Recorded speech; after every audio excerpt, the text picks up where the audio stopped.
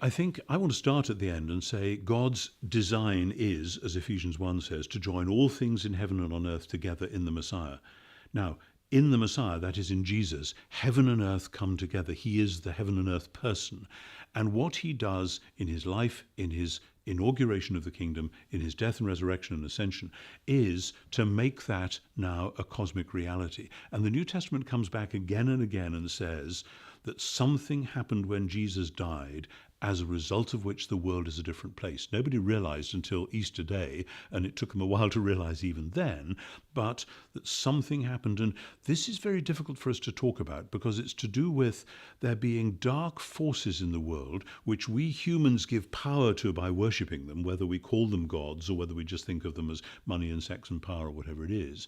And then they have power over us. We worship them, which is idolatrous.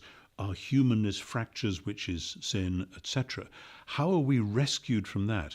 And here's the problem, that we in the West have tended to see the whole thing in terms of, have I behaved myself sufficiently or not? Right. Here is a moral standard. God wants me to obey it. Oh dear, I haven't.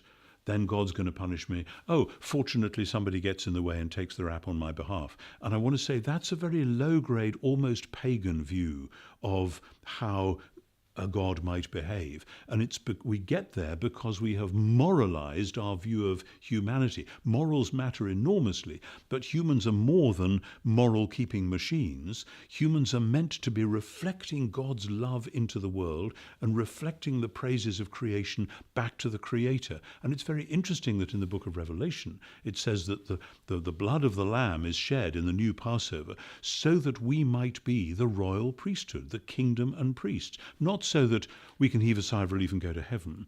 In other words, it isn't about moralizing our vision of humans, it's about a vocation. And Jesus rescues us from all the things that get in the way of our being the genuine human beings we are supposed to be and can start to be now to practice ahead of the final new creation. So it's a little more complicated than we Sure. normally think.